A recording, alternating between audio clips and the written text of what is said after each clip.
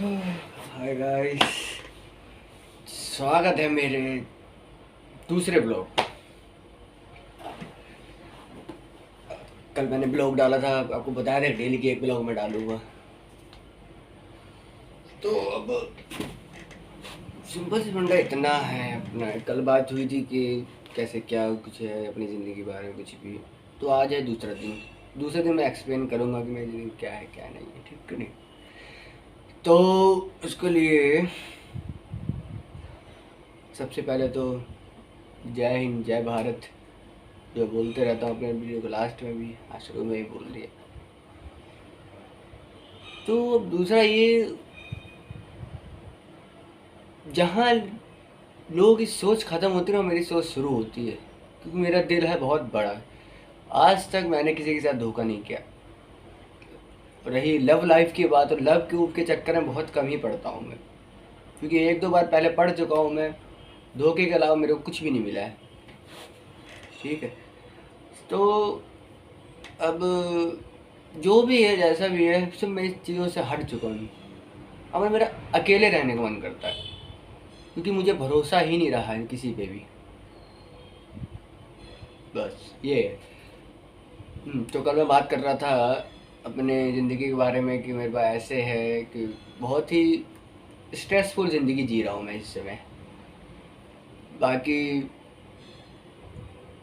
समय बदलता ज़रूर है, बस मेहनत करने की ज़रूरत होती है।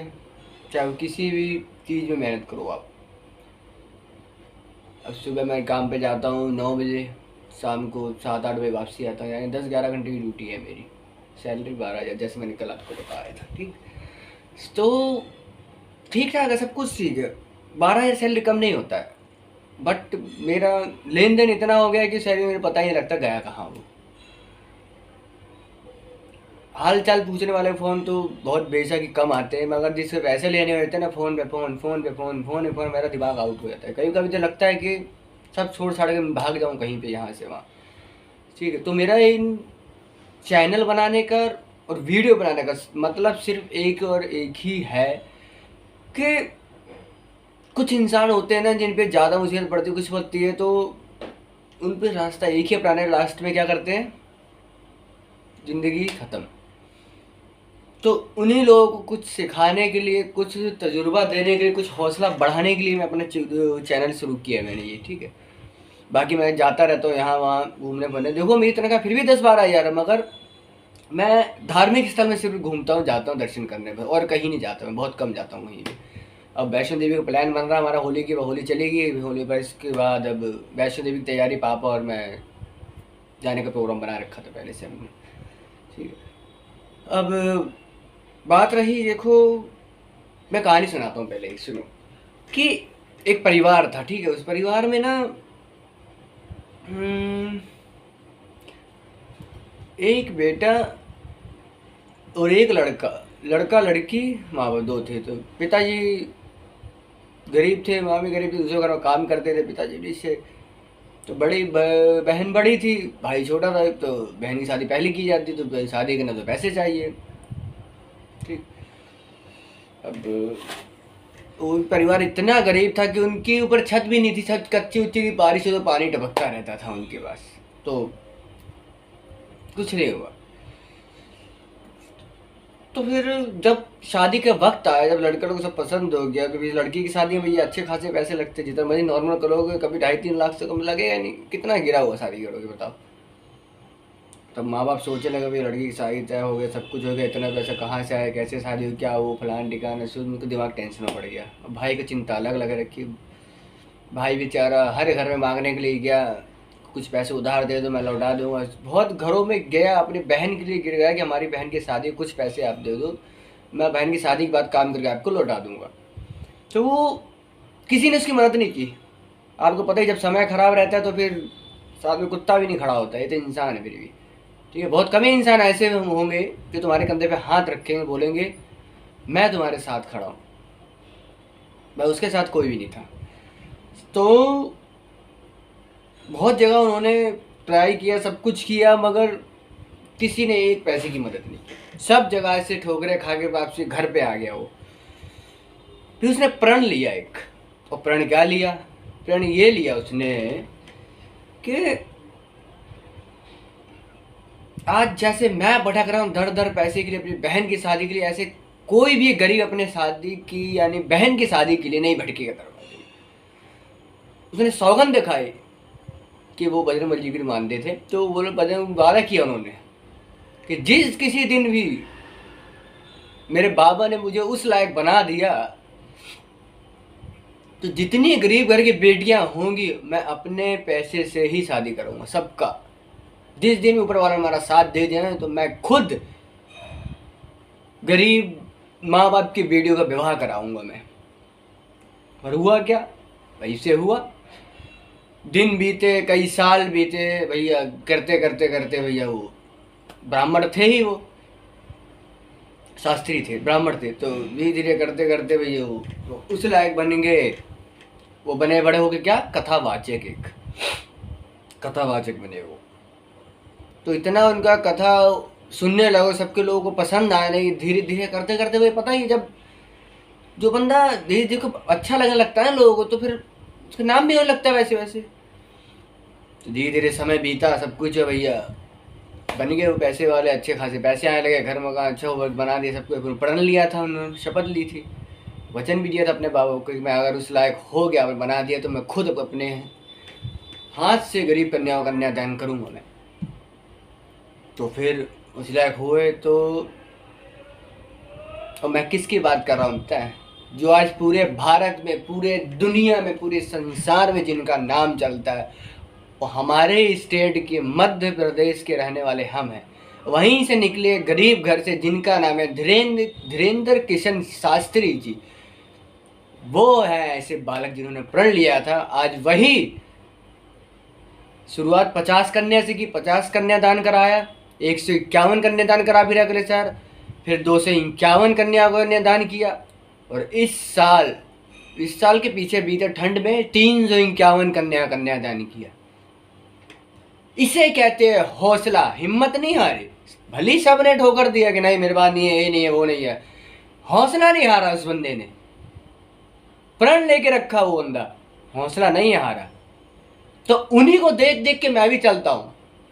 भले मेरे पास आज कुछ भी नहीं है, पैसे नहीं है, भले ये मेरा जो घर है, ये तुम्हारे बड़े भैया भाभी घर, मेरा घर नहीं है। मेरा घर मैं कल से दिखाऊंगा अपनी वीडियो में। आज तो मैं यहाँ पे होली करके आया था 2-3 दिन के लिए, तो कल मैं जाऊँगा शाम को अपने घर पे, अगला ब्लॉग वहाँ से दिखाऊंगा मैं।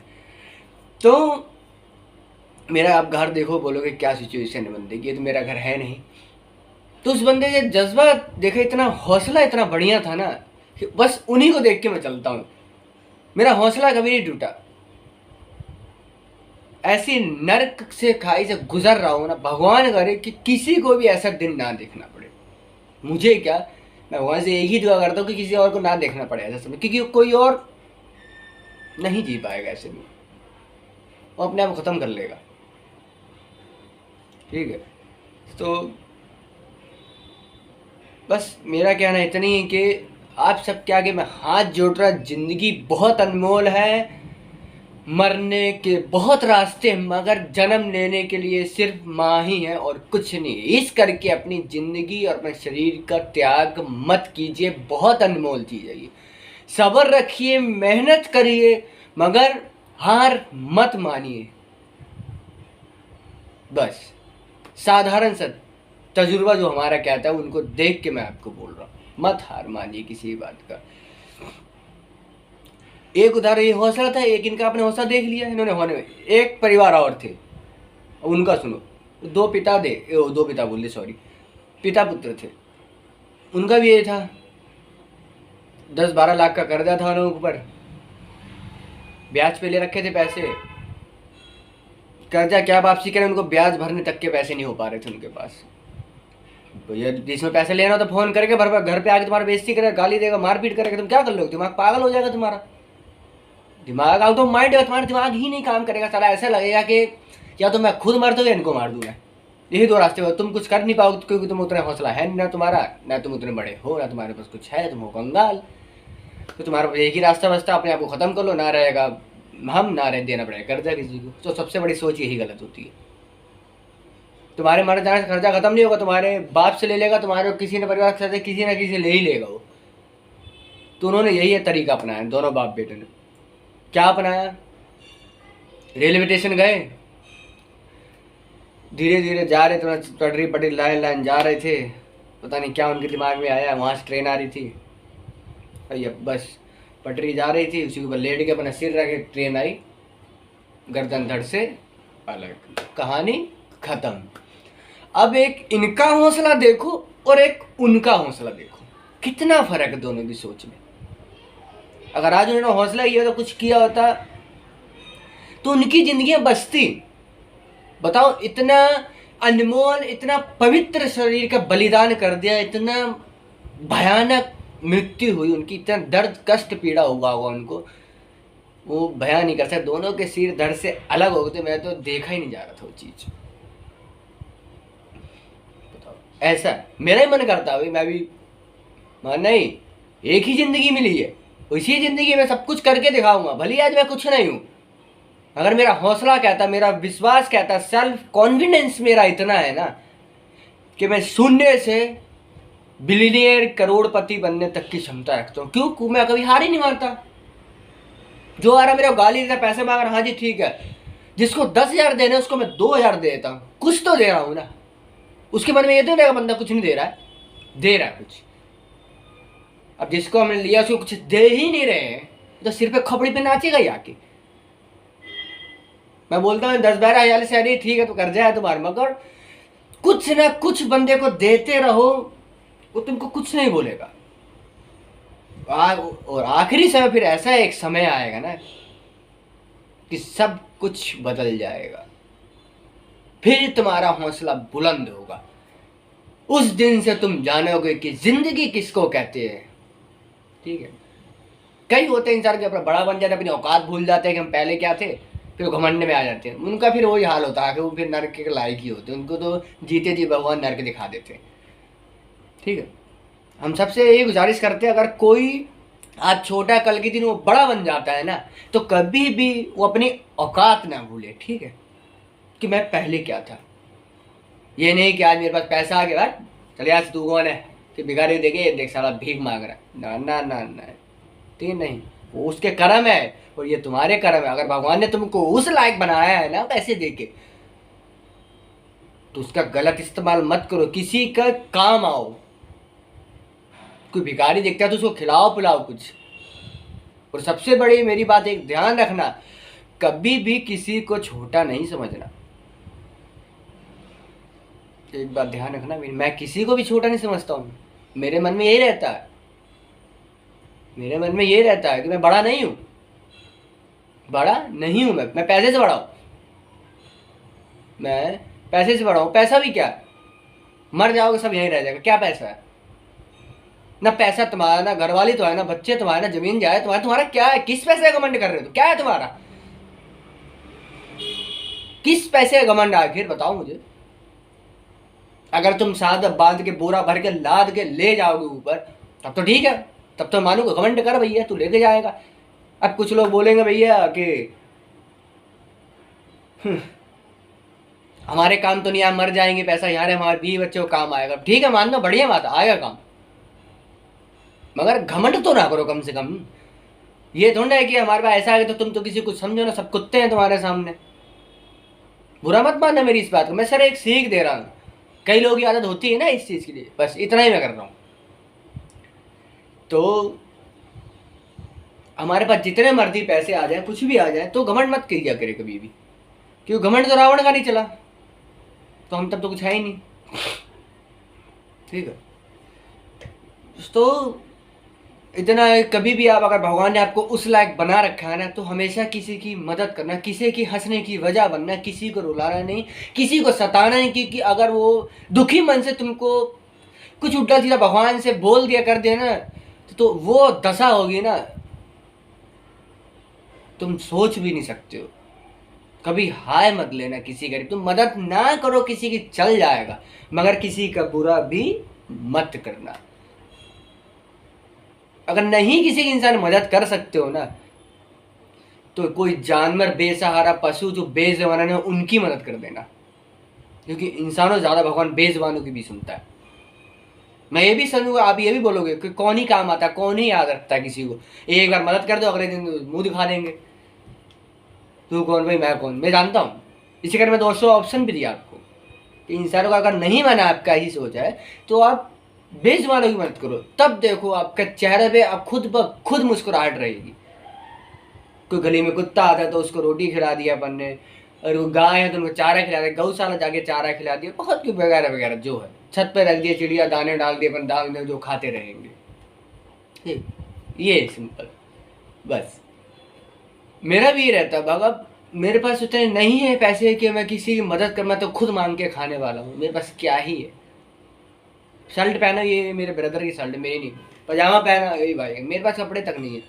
अभी घर जाऊंगा मैं आपको कपड़े भी दिखाऊंगा, कुछ नहीं पहनूंगा मेरे पास। कोई यहाँ फटा, कहीं यहाँ दाग पानी, कहीं केमिकल के दाग, कहीं कुछ, बस यही है। पिताश्री हैं, अब मैं आपको बोलूँ, मेरी मॉम है नहीं इस दुनिया में, 2011 में एक्सपायर हो गई थी। तो जो है, मैं पापा है मेरे, मैं हूँ, भैया भाभी है, जिनका घर है, और कुछ नहीं। तो कभी कभी मैं अपने पिताश्री का चेहरा देखता हूँ ना, इतने मेरे दया आती है, अपने इतना मैं अपने आप को वैसा फील करता हूँ कि पता नहीं मैं किस लायक हूँ। मैं 26 साल का हो चुका, मेरे पिताश्री काम कर रहे हैं, 12 घंटे की नौकरी कर रहे हैं, कभी कभी उनको 24 घंटा 36 घंटा भी काम करते हैं। क्यों करते हैं? मजबूरी। नहीं करेंगे तो फिर कहाँ से दो रोटी खाओगे? मुझे शर्म आती कि मैं जवान बेटा होकर के पापा को नौकरी करवा रहा हूँ। और सुनो, पापा से तक पैसे मांगता हूँ। मेरे से बुरा इंसान कौन होगा? मेरे से गिरा हुआ बेटा कौन होगा? जो जवान हो के तेरे को अपने पिता को खिलाना चाहिए, देना चाहिए, उल्टा मैं उन्हीं से मांग के खा रहा हूँ। कितनी शर्म वाली बात है।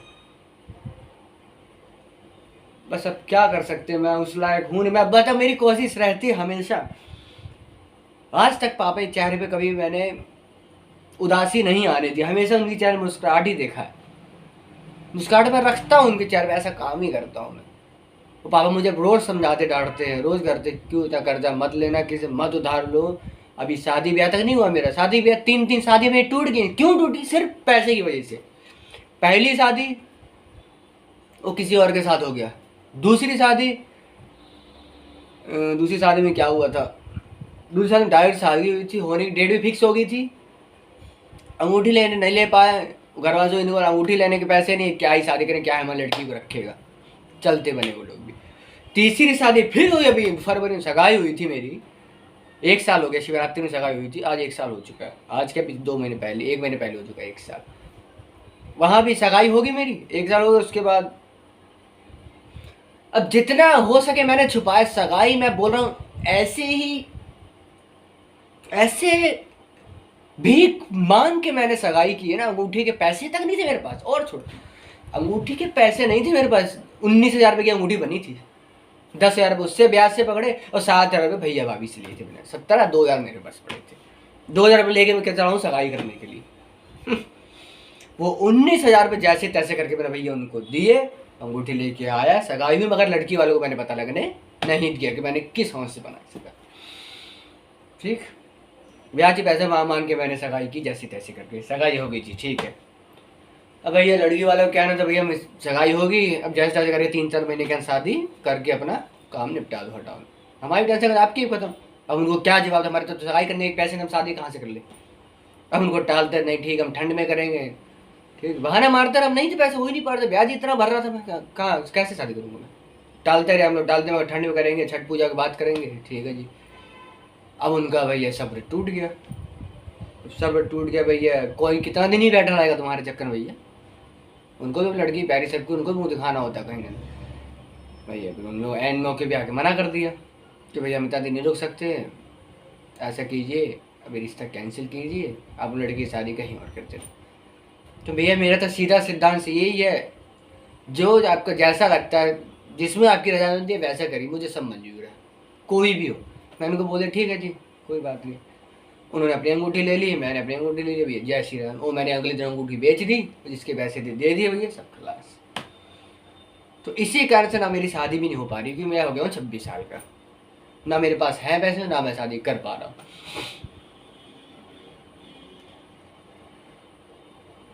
मुश्किल से मैंने एक गाड़ी ली थी, सगाई के बाद जैसे तैसे करके 10-15-16 हज़ार रुपये जुटाए मैंने मांग के कहीं से, और वो लड़की वालों से तक पैसे मांग लिए मैंने। मुझसे बेकार इंसान कौन ही होगा दुनिया में। ठीक है, तो जैसे तक गाड़ी लिया है पापा चले, बहुत खुशी की बात, पापा बहुत खुश हो बेटे ने मेरे गाड़ी लिए। उनको ये थोड़ा पता है पैसे कहाँ से आए इसके पास, मैं तो भीख मांग के किसी से लिए थे। थोड़ी गलती यही है कि मैं लड़की से पैसे मांगे, वही मैंने गलती कर दी, उसी वजह से मेरी शादी भी टूट गई। और तो अब यही हुई, गब गाड़ी की किस्तें, भैया फ़ोन करने लगा, 3,035 किस्त बनी थी। अब जिसके ब्याजी भरने के पैसे नहीं है तो किस कहाँ से भरूँ। ले तो ली मजे मजे में, मगर 1 महीने बीते, 2 महीने कंपनी फ़ोन करने लगे शोरूम वाले, भैया हाँ पैसे किस्त नहीं आई आपकी, ये फलान ठिकाना। मैंने कहा भैया आप गाड़ी लीजिए शोरूम, मेरे पास कुछ नहीं। ठीक है गाइस, मिलते हैं अगले ब्लॉग में, अभी तक के लिए बाय, जय हिंद, जय भारत।